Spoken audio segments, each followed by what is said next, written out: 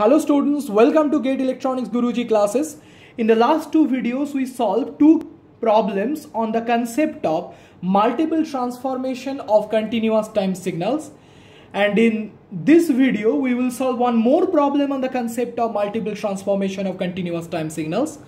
As I said that I will gradually go on increasing the level of complexity of the problems. The first problem that we solved was comparatively simpler. The second problem was a comparatively tougher as compared to the first one, and this third problem that we are going to solve is a bit different as compared to the other two problems. So let's see the problem. The problem says consider two signals x1t and x2t as shown below. So this is the waveform of x1t and this is the waveform of x2t. Please keep in mind that the waveforms, that is the graphs of the signals, haven't been drawn exactly to the scale. Alright, that's something you have to understand, that I haven't drawn the waveforms exactly to the scale. Alright, okay. Now the problem says which of the following procedure is correct to obtain x2t from x1t. So I have to convert or transform x1t, that is this waveform, to x2t, that is this waveform, and I have to find out of these four options which is the correct one. Alright, okay. The first option says first compress x1t by a factor of 3, then shift to the right by 6 time units. B says first expand x1t by a factor of 6, then shift to the right by 3 time units. C says first compress x1t by a factor of 3, then shift to the right by 2 time units. And D says first shift x1t to the right by 2 time units, then expand by a factor of 3. So these are the four options. Now, if you want to maximize your score in GATE, you have to keep in mind that you have to solve a large number of problems in a very small time. So whenever a problem is given, before even starting to solve the problem, first look at the options.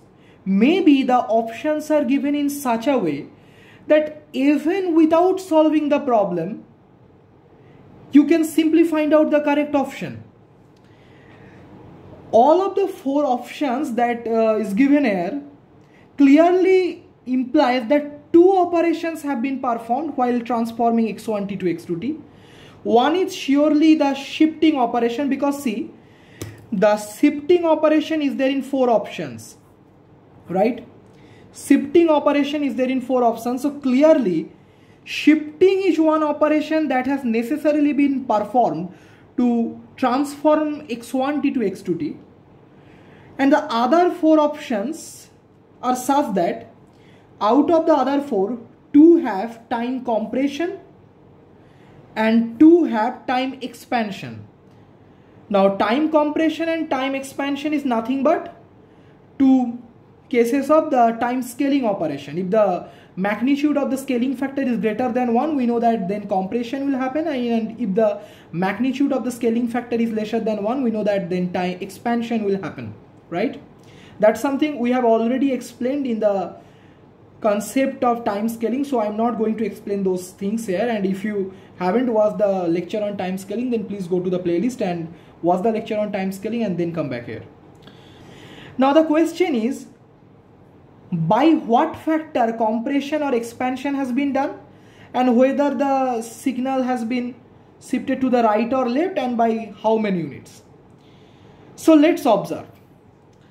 You observe that this signal x1t is non-zero when t is varying in the interval -1 to 3. When the time t is varying in the interval -1 to 3, you observe that the amplitude of the signal is non-zero, and outside this interval the amplitude of the signal x1t is 0. So clearly x1t is having a non-zero amplitude for a finite duration of time. So x1t is a finite durational signal. Similarly, you observe that x2t is also having a non-zero amplitude for a finite duration of time. When t is varying in the interval 5/3 to 3, this is having a non-zero amplitude. So clearly x2t is also a finite durational signal, right? When t is varying in the interval 5/3 to 3, x2t is having a non-zero amplitude outside this interval. This is having a zero amplitude. Now, what is the duration of the signal x1t? Nothing but the duration is 3 minus minus 1 equal to 4 time units, because it started its non-zero amplitude at t equal to minus 1. It again becomes 0 at t equal to 3. So clearly the duration of this signal is nothing but 3 minus minus 1 is equal to 4 time units. Similarly, the duration of this signal x2t is nothing but 3 minus 5 by 3 is equal to 4 by 3, because it started its non-zero amplitude at 5 by 3 and it became again 0 at t equal to 3. That's why its duration is 3 minus 5 by 3, 4 by 3.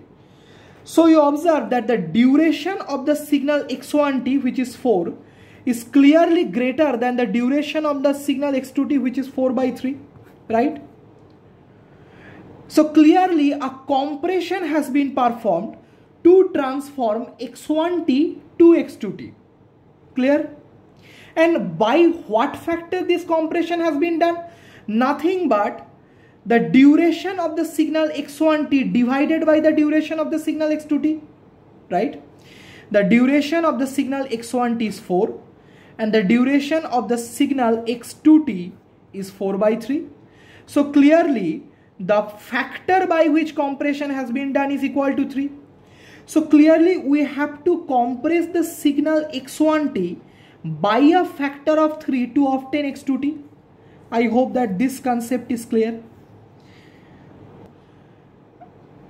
So before doing anything, first let us draw the waveform of the signal that we will obtain after compressing the signal x1t by a factor of 3.